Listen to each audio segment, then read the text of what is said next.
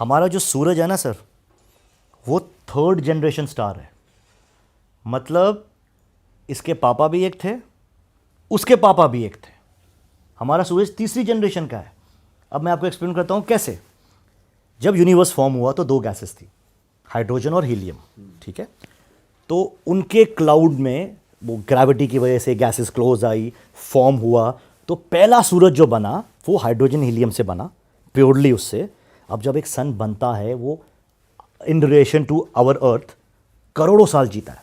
जैसे हमारे अर्थ की एज 9 बिलियन ईयर बताई गई है हमारे सूरज की, राइट। तो अब 9 बिलियन भी मानो तो 9 बिलियन साल वो सूरज जिया। फिर जब उसका एंड हुआ, ब्लास्ट, ठीक है, या रेड जाइंट बनेगा ब्लास्ट, लेकिन दोनों केस में वो गैसेस रिलीज करता है। तो बोलते हैं जब फर्स्ट वाले का ब्लास्ट हुआ तो थोड़े हैवी एलिमेंट्स और बने, बिकॉज हाइड्रोजन और हीलियम बहुत लाइट है, उसमें बिल्कुल भी सॉलिड नहीं होता। तो उसके अगर उस टाइम पे प्लैनेट्स भी होंगे वो गैसेस थे सिर्फ, नथिंग एल्स। लेकिन फर्स्ट एक्सप्लोजन के बाद उसमें ऑक्सीजन, कार्बन, आयरन ये सब ऐड हुआ, तो 2nd जनरेशन स्टार बना। उसके जो प्लैनेट्स बने उसमें थोड़े से हैवी मटेरियल्स थे, बट इतने नहीं जितने आज अर्थ में हैं। उसने अपने समझो 9, 10, 11 बिलियन ईयर जिए, वो फटा। उसके फटने पे और ज़्यादा एलिमेंट्स ऐड हुए, जिसकी वजह से आज ये प्लैनेट अर्थ बना। प्लैनेट अर्थ बना, उस वजह से हम लोग बने। अब हम जिससे भी बने हैं, हम एग्जैक्टली उन एलिमेंट से बने हैं जो हमारे यूनिवर्स में है, बाहर से तो कुछ आया नहीं है। तो हमारे बनने में आज ऑक्सीजन, कार्बन, ये सब जितने भी एलिमेंट्स यूज होते हैं, ये पहले थे ही नहीं। ये सब होने के लिए एक प्रोसेस था कि एक स्टार बनेगा, फूटेगा, दूसरा बनेगा, फूटेगा, तीसरा। तो हमको आज अपनी एग्जिस्टेंस में आने के लिए billions and billions of years गए हैं just to be what we are. तो आप इमेजिन करो उस टाइम लाइन में हम कितने स्पेशल हैं कि आपको बनने के लिए एक सूरज को 3 बार फटना पड़ा। और मैं ये सोच के फैसिनेट होता हूं कि इसके चौथे में क्या कॉम्प्लेक्स लाइफ फॉर्म बनेगी, क्योंकि जब वो नेक्स्ट एक्सप्लोर करेगा उसमें कुछ और ऐड हो जाएगा। एवरी टाइम इट एक्सप्लोर्स वो कुछ ऐड करता है, मिनरल्स, एलिमेंट्स। तो थोड़ा सा सोचने वाला है, बट क्रेजी है कि हम लोगों को जो हम है वो बनने में इतने यूनिवर्स का खेल लगा है, नरबों खरबों, और यहां पे एक दूसरे को काट रहे हैं, मार रहे हैं। यार बॉडी मिली है, उसका ऑप्टिमम यूज करो, कॉन्शियसनेस का यूज करो, कितना कुछ सीख सकते हैं। हम 1 घंटे में इतनी बातें कर लेते हैं, तो आपके पास तो लाइफ टाइम है सीखने के लिए। And just to add one more thing, पानी आपको पता है जो पी रहे हैं हम लोग, सब सामने पड़ा हुआ है। एक भी बूंद पानी जो है वो हमारे अर्थ पे बना नहीं है, और ये सारा पानी हमारे अर्थ से भी पुराना है।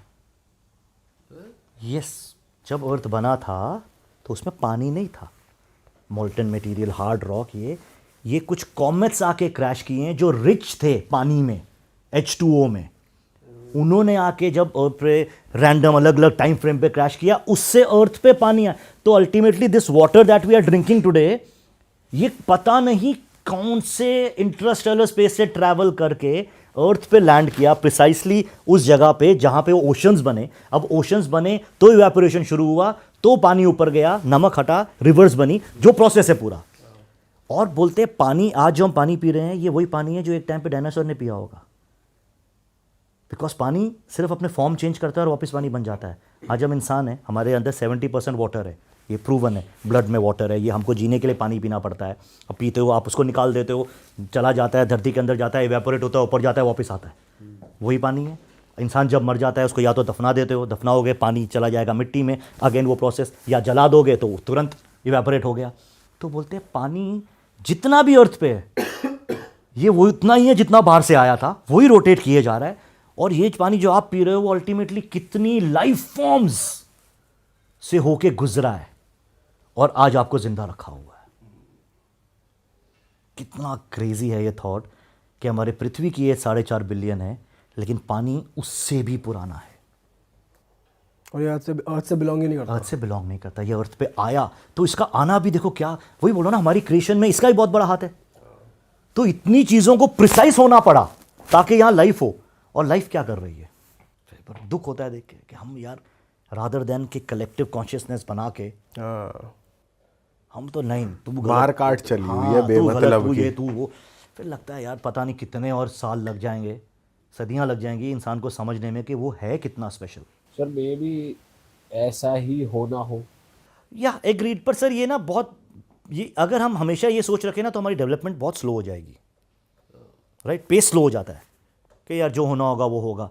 अक्सर करते वो लोग हैं ना जो करते हैं। ऐसा भी तो कहा जाता है ना कि जो सब कुछ कंट्रोल हो रहा है वो किसी एनर्जी के द्वारा ही हो रहा है। एग्रीड। तो क्या पता गेम यही बनाया हो एनर्जी ने।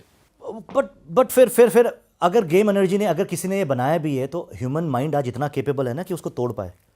अपना कंट्रोल अपने हाथ में। हम क्यों दूसरे से कंट्रोल हो रहे हैं? आज आपकी, हम जानते हैं, हम एक लौती रेस है पूरे अर्थ पे जो इतनी इंटेलिजेंट है। लास्ट टाइम हम डिस्कस किया था, एवोल्यूशन किसी का हुआ ही नहीं, हमारा एवोल्यूशन हो गया, बाकी सारे बिलियन ईयर्स में वैसे ही रह गए।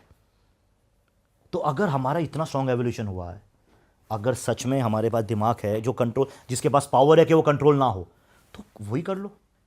इट्स ऑल अबाउट जैसे आप बोलते हो कि उसको तोड़ना, अपने फियर से आगे बढ़ना। तो लेट्स सी कब होगा ये। आपको लगता है कि कलेक्टिव कॉन्शियसनेस अगर सब इतने अवेयर हो गए तो फिर दंगे फसाद कम होंगे और फिर जीरो हो जाएंगे ना सर। जब आप इंसान छोड़ो, जब आप किसी भी लाइफ की वैल्यू करोगे, तो अब बहुत पुरानी सेइंग है ना, you are what you eat, right? तो साइंटिफिकली इसलिए बोला जाता है कि अब मैं किसी को फिर ऐसा नहीं बोलना चाहता कि ये गलत है ये सही है, बट ह्यूमन बॉडी इज अक्सर scientifically it is made for veg खाना मोस्टली, ठीक है? बिकॉज वो जॉ जो है हमारा, जॉ का मूवमेंट, वो उनके लिए वो नहीं है। जो एक होते हैं हार्बीवोरस, कार्निवोरस, उनके जॉ मूव नहीं करते लेफ्ट राइट।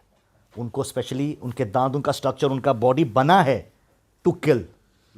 एक ने तो बड़ा अच्छा एक्सप्लेन किया था, उससे बोला था एक 2 साल के बच्चे को ना एक छोटे से पपी के साथ डाल दो एक बंद केज में, 2 साल के, 5 साल के, 10 साल के बच्चे को, देखो वो उसके साथ क्या करता है।